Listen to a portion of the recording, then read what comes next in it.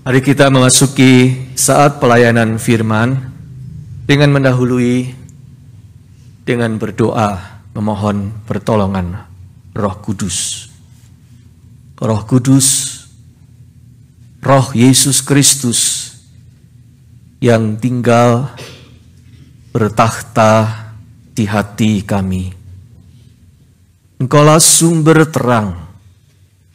Oleh karena itu, terangilah hati kami, supaya kami bisa melihat cahaya firman, cahaya kebenaran yang akan dipancarkan untuk memberi kami arah, memberi kami petunjuk, supaya langkah kaki kami benar, supaya kami menempuh titian langkah yang benar menuju kepada kehidupan. Ya Roh Kudus, bercahayalah di hati kami. Di dalam nama Tuhan Yesus Kristus, kami berdoa. Amin.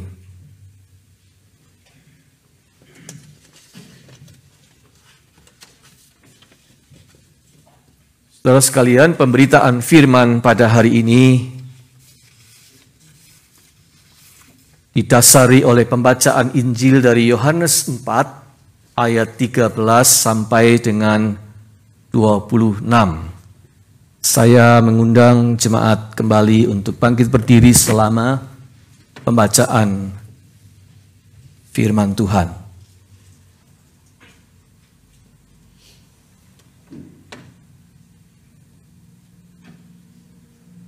Jawab Yesus kepadanya, "Barang siapa minum air ini, ia akan haus lagi. Tetapi barang siapa minum air yang akan kuberikan kepadanya, ia tidak akan haus untuk selama-lamanya. Sebaliknya, air yang akan kuberikan kepadanya akan menjadi mata air di dalam dirinya, yang terus-menerus memancar sampai kepada hidup yang kekal." Kata perempuan itu kepadanya, "Tuan, berikanlah aku air itu, supaya aku tidak haus dan tidak usah datang lagi ke sini untuk menimba air." Kata Yesus kepadanya, "Pergilah, panggillah suamimu dan datang ke sini." Kata perempuan itu, "Aku tidak mempunyai suami."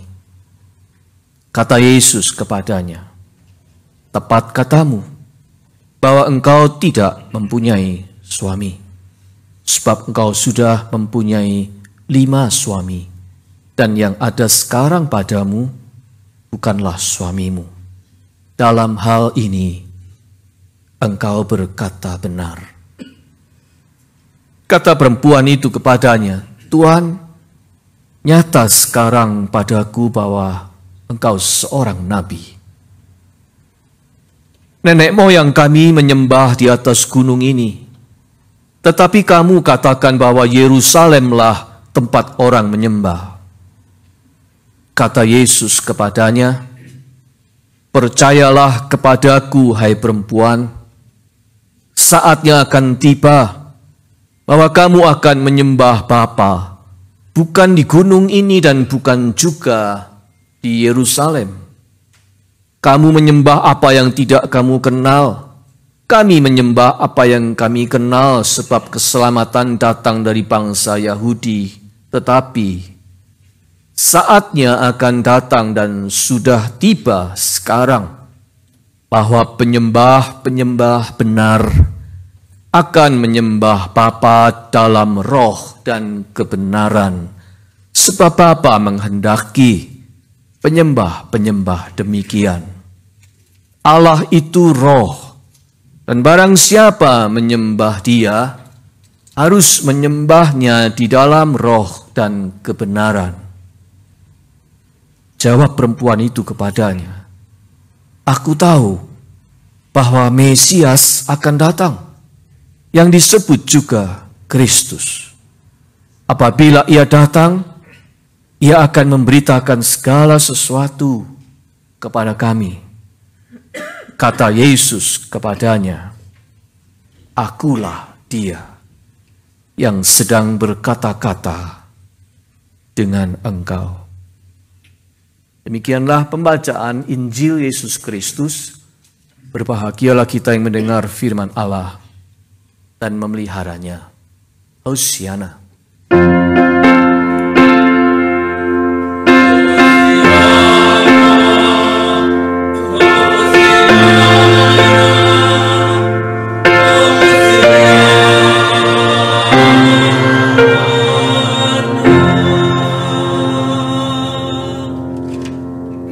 Jemaat, silakan duduk kembali.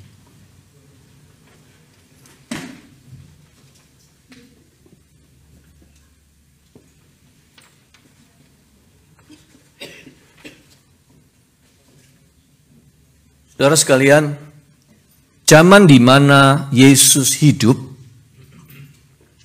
adalah zaman yang sangat didominasi oleh kaum pria. Wanita begini.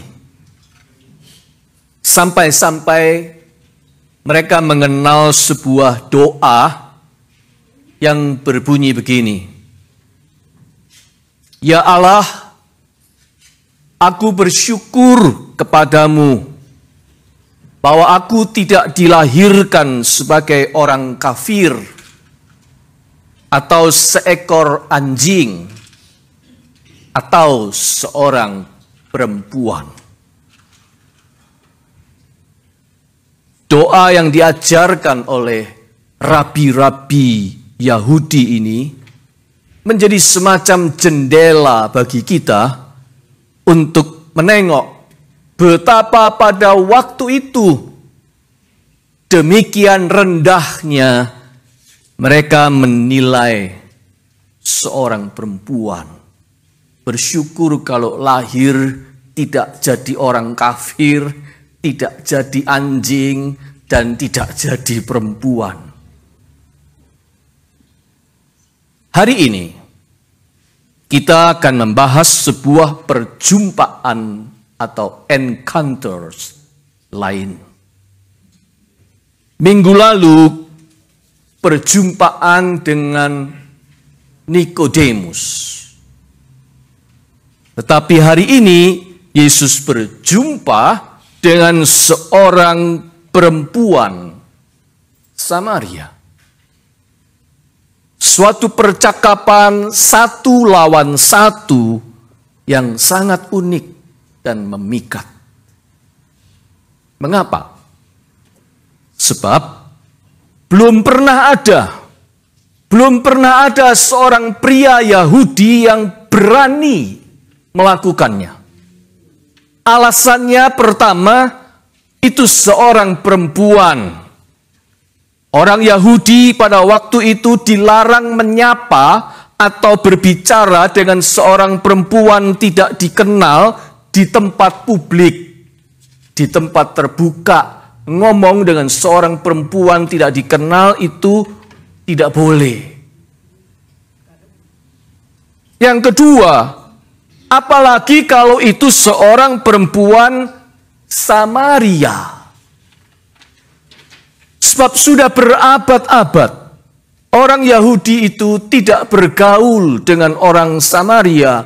Kaum Samaria itu adalah half-breed, blasteran yang direndahkan. Sesama pria saja saling menghindari. Kalau itu Yahudi dan Samaria, apalagi ini perempuan. Itu alasan kedua. Dan Yesus tidak berhenti hanya sampai di situ. Yang ketiga, dia mengawali dialognya dengan meminta minum. Berikanlah aku air. Padahal semua orang Yahudi tahu minuman yang disajikan dari tempayan seorang perempuan Samaria itu terhitung najis, unclean.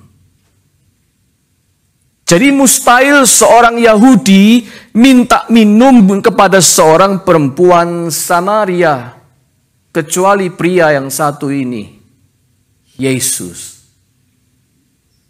Kalau Anda nonton adegan film ini di movie The Chosen yang diperankan oleh Jonathan Rumi itu, soal unclean ini muncul dalam dialog di dalam film itu. Walau di dalam Alkitab tidak direkam, tetapi dimunculkan dalam dialog film The Chosen. Jadi, di dalam cerita ini, saudara-saudara, Yohanes hendak menyampaikan bahwa ada 3 larangan sosial yang diterabas oleh Yesus. 1, dia menyapa seorang perempuan tidak dikenal di tempat publik. 2, perempuan itu seorang perempuan Samaria. 3, dia minta minum dari tempayan seorang perempuan Samaria. Semua larangan sosial itu diterabasnya. Yesus memang beda. Artinya, saudara-saudara, yang tidak dihargai manusia, dalam hal ini, kasus ini perempuan, yang dipandang rendah, hina, bahkan najis, dihargai Yesus. Dengan sengaja dicarinya perempuan itu, ditemuinya, disapanya, dijumpainya perempuan itu. Intentionally, Yesus menempuh perjalanan 2 hari untuk berjalan kaki menuju wilayah Samaria di mana perempuan itu tinggal. Intentionally, dia datang untuk menjumpai seseorang yang tidak ada orang lain menginginkan dan melakukannya sampai rela doing extra miles seperti itu. Tetapi Yesus memang beda. Dan itulah yang membuahkan perubahan di dalam hidup perempuan Samaria itu. By the way, siapakah perempuan Samaria yang satu ini? Sayang, kita tidak diberitahu even namanya. Tetapi yang pasti, ia seorang yang punya masa lalu yang kelam. Pengalaman hidup yang membuatnya hurt so much. Dari percakapan ini terungkap bahwa dia pernah punya 5 suami. Dan yang sekarang tinggal bersamanya seorang pria yang bukan atau belum suaminya. Ayat 17-18. Saudara sekalian, zaman itu perceraian itu hanya mungkin dilakukan oleh kaum pria.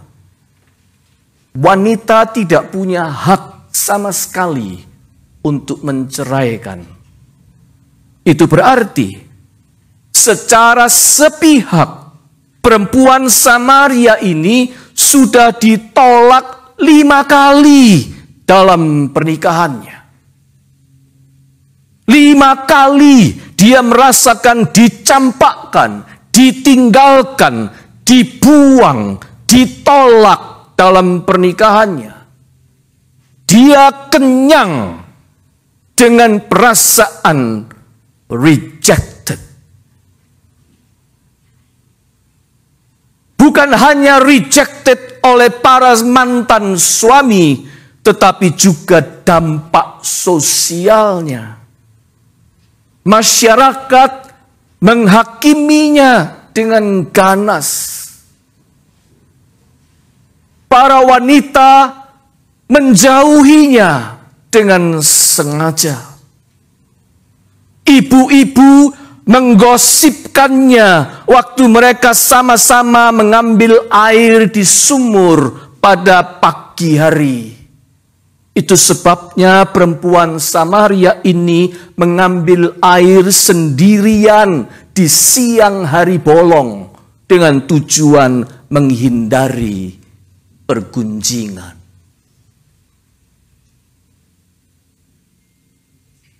Rejected. Rasa tertolak itu menusuk amat dalam dan bisa mengoyak jiwa manusia. Menyisakan luka yang perih, menyakitkan, tertolak.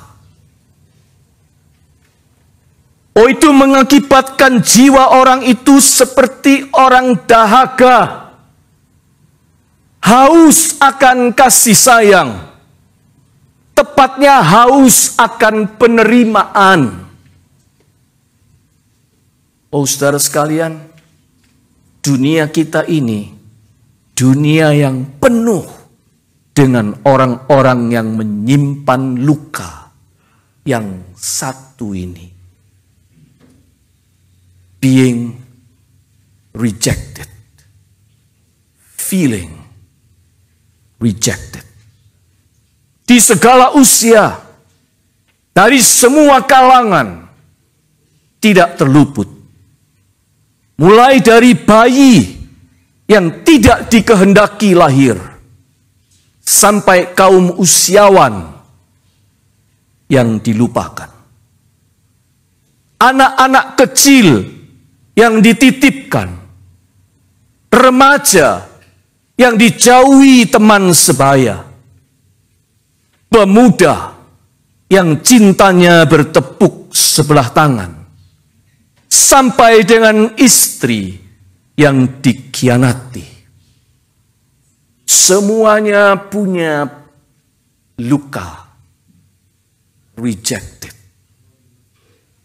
Bos yang dibenci, pegawai yang pernah dipecat, pensiunan yang dilupakan, dan masih banyak lagi. Dunia ini penuh dengan orang-orang terluka, luka oleh karena ditolak. Dan dampaknya pada masing-masing orang bermacam-macam, saudara-saudara. Ada yang menjadi minder, menjadi pemalu dan penakut. Ada yang suka menyendiri dan mengurung diri, isolated. Ada yang gampang tersinggung dan mudah marah.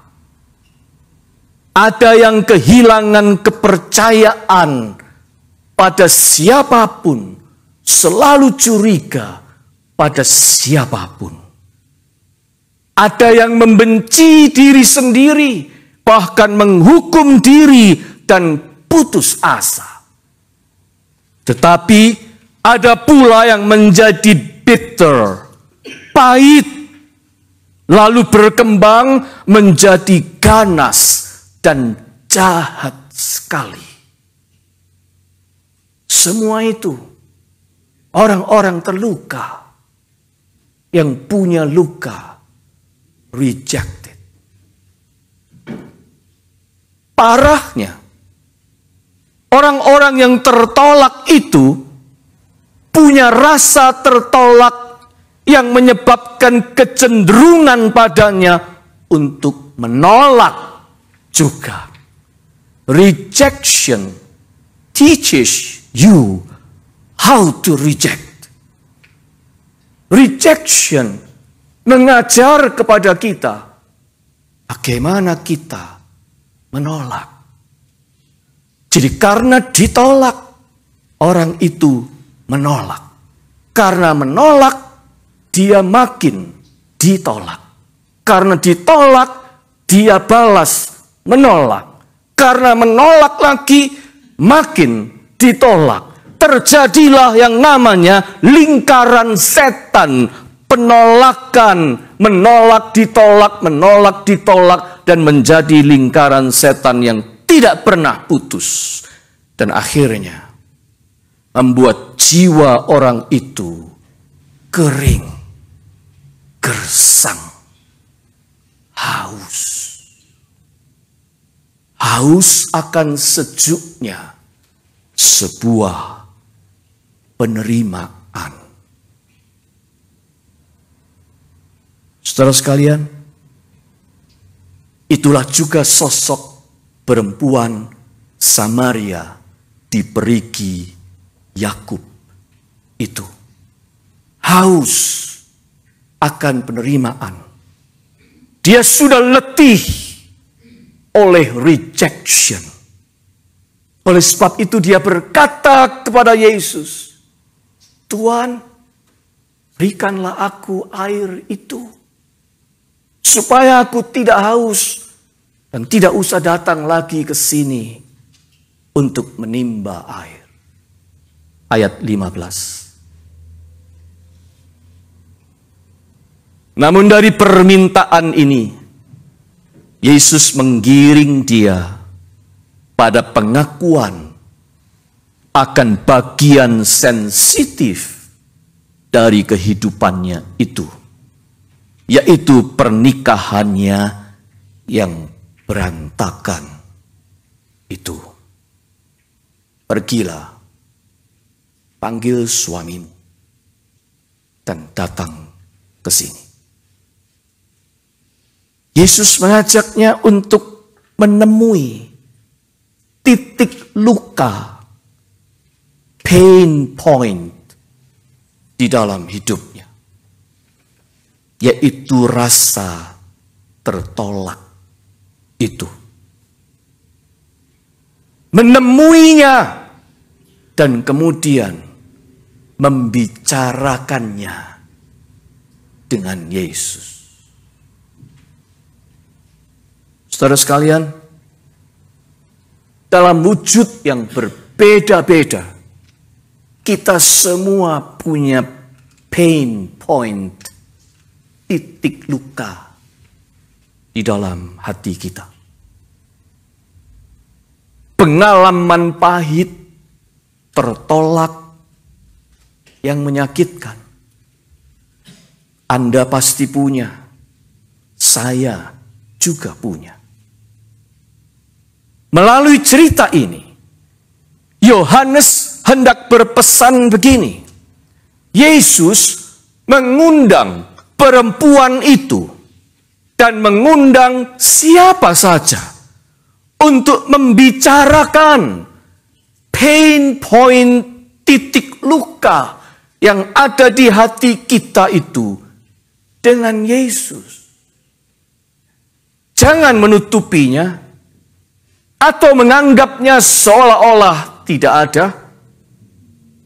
ada luka, tidak perlu malu dan menyembunyikannya, atau berpura-pura tegar, padahal sebenarnya di dalam kita hancur. Juga jangan terus dilampiaskan dalam bentuk penolakan balasan. Balas dendam seperti itu hanya akan memperparah luka kita. Stop playing around. Just bring the truth about yourself to Jesus as part of your worship. Bring the truth about yourself to Jesus as a part of your worship. Menyembah Tuhan dalam roh dan kebenaran harus dimulai dari kebenaran tentang diri kita sendiri. Harus dimulai dari kebenaran tentang luka-luka yang ada di dalam hati kita sendiri. Buka, bawa, bicarakan itu dengan Yesus. Perhadapkan luka-luka penolakan itu di hadapan Yesus. Sebab pada Yesus tidak ada penolakan. Pada Yesus tidak ada penghakiman. Pada Yesus tidak ada reaksi yang membuat kita malu. Pada Yesus tidak ada tuntutan syarat ini dan itu sebelum kita diterima. Sebaliknya, pada Yesus hanya ada kasih yang tanpa syarat. And you are gonna be accepted unconditionally. Tanpa syarat. Kau dan saya akan diterimanya apa adanya. Oleh sebab itu, bawalah dahaga jiwa kita kepada sumber mata air kehidupan, Yesus. Persembahkanlah luka-luka jiwa itu ke hadapan altar doamu. Jadikanlah itu sebuah worship. Oh, sekarang mungkin kita agak bingung. Sebab biasanya yang kita tahu adalah ajakan untuk mempersembahkan sebagai worship itu adalah 3T. 3T. Yaitu time, talents, and treasures. Waktu kita persembahkan. Talenta kemampuan kita jadikan worship. Bahkan harta benda, treasures kita pun persembahkan. 3T itu. Tentu saja itu benar, saudara-saudara. Namun ternyata masih ada 1T lagi yang ketinggalan. Yang juga perlu kita bawa sebagai persembahan dalam worship kita kepada Tuhan. T yang satu itu adalah tears. Tetes air matamu, tangismu, luka-luka di dalam jiwamu. Yesus menghendaki itu. Dan sekarang seakan-akan dia sedang berkata kepada kita, bawalah kepadaku luka-luka itu. Engkau haus, kemarilah, minumlah dari air kehidupan yang ada padaku. Bawalah kebenaran tentang siapa dirimu kepadaku. Sedalam apa lukamu, seburuk apa dosamu, sehitam apa masa lalumu, sepedih apa jeritan hatimu, sekacau apa perasaanmu. Bawalah kemari. Aku menghendakinya. Karena semua itu tidak akan mengalahkan kasihku kepadamu. Aku akan membuat semuanya itu tenggelam dalam samudera cintaku kepadamu. Lihatlah perempuan Samaria itu. Aku memuaskan dahaga jiwanya. Aku mengubah masa lalunya yang pekat menjadi berkat bagi banyak orang. Kampung Samaria riuh rendah karena kesaksiannya tentang diriku. Aku mengubah lukanya menjadi kesaksian yang memuliakan namaku. Demikian juga dengan dirimu. Come to me. Come. Worship me in spirit and in truth. If you bring your heart, I will make your thirst my abundance, your tears my purpose, your weakness my power, your mess my message, your sin my grace. And I will make your story my glory. Will you come to me? Come. Come. Demikianlah terdengar ajakan Yesus kepada kita, khususnya di Minggu Prapaskah ketiga ini. Will you come to Jesus? Amin.